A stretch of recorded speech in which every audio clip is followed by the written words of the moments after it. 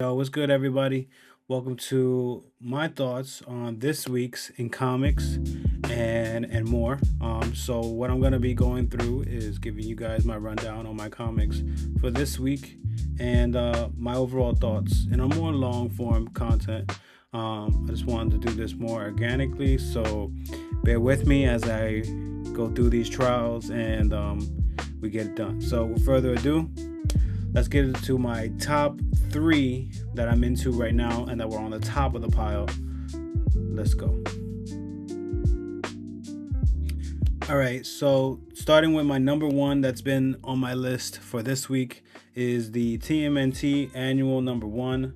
Right here, I have the writer as we have Kenny Porter as our writer, and Mr. or Mrs. What we got? Mr. Michael Schlofer on the pen and ink. This series right here, I'll put a graphics right here for you guys to see, or right here for you guys to see, has been overall like something I didn't expect to. I didn't expect to be crying in a TMNT series. If you haven't got into Ninja Turtles, right now is a great time to get into it. This is their annual, kind of like reboot or whatever. So if you want to get into the Turtles, now is the perfect time.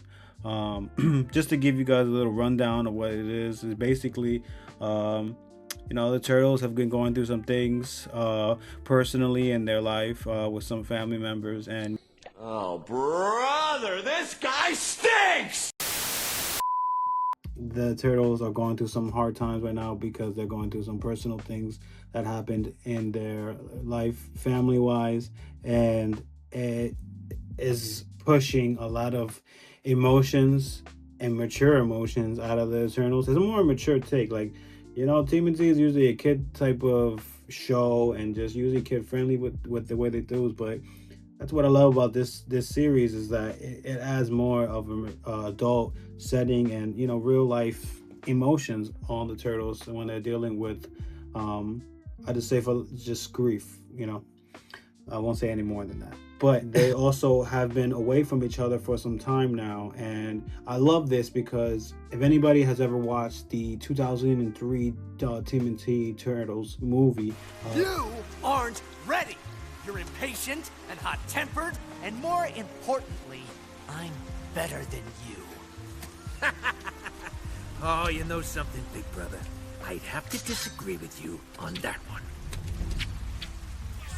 I smoke all the like smoking Joe Frazier, the Hellraiser. What I love about this basically is what I'm trying to say is that it shows the Turtles or what they've been doing since the events of this thing that happened and how they've been able to survive and maintain their just life in general and not be so down in the dumps, and just life continues, and what they've been doing is pretty amazing.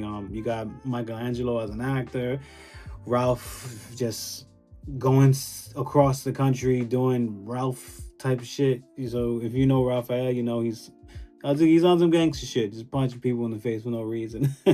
And then they show Leo, and he's the leader of the team, and he's on his own like secret op missions. And I love that because I wanted them to get more into detail on how that started in the movie. So having this comic here as another outlet for that is amazing. So off of that alone, you learn a lot and get to see a lot about the characters and their growth and their true personalities. And off of that alone is such a big reason on why you guys should get into this. I actually had to reorder this issue because it sold out. So when I went to my comic book shop, I was able to get it, and it's been great. But in that time frame when I went to go get it initially, they only had the Casey Jones one, which is a segue to the Casey Jones one, which is also very well written as well, and also plays in that same role of more maturity and just real world stuff going on in the Turtle universe. Also, another gibbet in this is that everybody in this New York has gone through the same scenario. So you got humans turning into dogs, humans turning into wolves and stuff like that, and this is an everyday normal thing in this universe. So you get to see that happening in real time in this comic run as well. And having that as a thing is awesome too, because if you watch the movies or you've seen the TV shows, it's always there on in the sewers. They always, like ninjas. They're still doing that for the most part, but as if they get caught, they get caught, or if people know them, they know them. So it's dope series. That's TMNT annual #1. Can't wait for issue 2 to come out, and yeah, you guys gotta check that one out. And for my next one, of course, no surprise here if you know me and what I've been doing lately with this series. Jorge Jimenez's Batman is back, and we have our 3rd issue here. I did love that series so far. I've been loving it. Got my comic signed by Jorge Jimenez right there during Comic-Con. Shout out to my boy Maurice for getting that done for me. Appreciate you. Much love, bro. And so this is issue 3. We're getting introduction of the Riddler here. If you guys have been keeping up with this, basically they introduced Robin and is in this universe with Batman, and he got into some shit where cops got involved. He had to come get him, and in the beginning of this series, it's very modern the way they do things and their little gibbets that they throw stuff around that would probably happen in today's day and age. So cell phones come out, and they caught that on camera with the cops and Robin, and there's some police brutality going on here, and it's cool to see like what would happen if it was a superhero that we all know and love. But they treat them the same, or would they still get the penalties as unfortunately some African American and minority get treated today? And so, also, like I said, our introduction of Mr. Edward himself, the Riddler.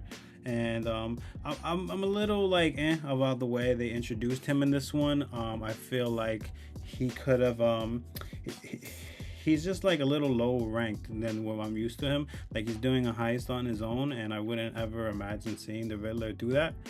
Other than that, it's a very good series. The end of this issue left me on a cliffhanger that I was not happy with. It's a cliffhanger for sure, but I was not happy with that. It's only because I wanted more. That's the only reason why I say that. But other than that, I definitely would say to check this one out. This is definitely on the top of the pile for some time now, and will be going forward. Along with this next one, which is Night Fight.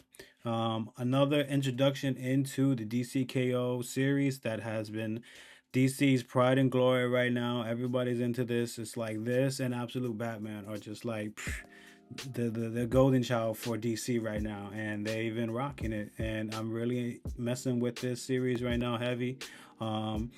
For the editor on this, I have it's Rob Levin, and also I have writer as John Williamson, artist Dan Morrow. And basically what we have here is in the beginning of DCKO, spoiler alert, if you don't want to hear what I have to say, skip this part, or just skip to the end, or don't watch it. It's up to you. Honestly. But Batman gets killed instantly, without a doubt. They don't really let you know where he went until this issue came out now, and we find out he is on an Elseworld somewhere, where basically Rob Nightwing is the Batman of this world. He's taking care of Gotham, and this Batman is so smart in what and just the way how he's trying to figure out the world, where he just knows it's him because he's dressed up in his suit, and the way his fighting styles is as they go on a one-on-one head-to-hand, and he just knows I trained this guy, I know everything about this kid, there's no way this is not, I know exactly who this is. From there we go, and they basically little by little, Bruce from the DCKO world starts finding more about this universe, and it's dope because it's like, imagine if the Nightwing was to lead. And if you know Batman, the whole thing is that he doesn't want them to have to go through the life that they lived. So as of right now, he is showing the world as if Nightwing would have been able to lead it, and having the ability to show you that others can lead as well in that aspect too. So this series has been really dope. This is just the beginning of it, so I'm really excited to see what else more we get into. Definitely check this one out. Night Fight, DCKO. This all goes into the DCKO world that DC is building right now, and this is the hot ticket. So I would definitely say check this one out. Quick note: if you don't even know what DCKO is, it's basically Darkseid taking over this universe, and the only way they're able to defeat him is if they fight each other. So that's like even heroes against each other, villains against each other. So in order to get these it's like some type of like crystal or an artifact that helps them beat him more. It's like a video game. You move to the next level, you get a reward, and then you eventually get to Shao Kahn, if we're talking Mortal Kombat sense, to beat that last guy at the end. But check this out. Heavy, heavy, heavy on the top of the list for sure right now.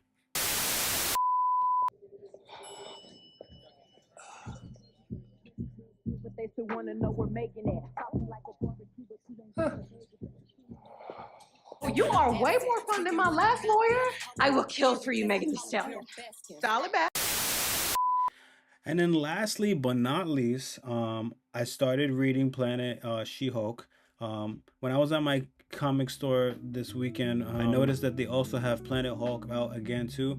I wasn't sure if they coincide with each other, but after reading this, I think they do. So I might end up getting that one too. We will see. But this Planet She-Hulk, this is my first time reading She-Hulk in actual comic form, and contrary to most people's opinion, I know a lot of people didn't like the She-Hulk series, which was crazy to me because honestly, I thought it was amazing. So seeing this, reading this has really brought me more need to want to rewatch the show again, because her third wall sense of humor is amazing, and it's just like she has her own characteristics and how she does things. I hope we get more of that in the MCU, and more of this is what's to come in this comic series. But basically, she's on Sakaar right now, and she is kind of like forced to go up there because, spoiler alert, one of Hulk's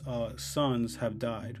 So right now, he has to go and I think he's going back to Earth right now, from what I'm understanding with what I read, and she has to stay there because he has his son had like 5 wives, and the way they do things in Sakaar is they had to mourn for 5 days, and for as many wives that they had. So since he had 5 wives, she had to stay there with him, and in her last days of being there, she ends up getting invited to a wedding there and Sakaar from one of like the higher ups that live there. One of the things they do in here as like an honor to a groom and bride is she has to fight this like monster that's like in this Coliseum type form, and when she defeats it, it's kind of like giving blessing to the two people getting married. This is Sakaar out of space, like crazy shit. So like what I just said right now sounded crazy to you. Hey, this is the type of stuff aliens deal with in the galaxy or whatever. So that's happening right now, and she ends up getting into some trouble because some baddies came to ruin their party. So now she's in a scruffle with that. So without giving you too much spoilers, that's kind of like what it's about. The artist on this, I can give you guys that. Right here I have it is the writer is by Stephanie Phillips, and the pencilist we have Aaron Cooter. The art in this is immaculate. That is one of the things that did draw me 100%. Definitely, I think you guys should check this one out as well. And yeah, that's what's on the top of my pile right now.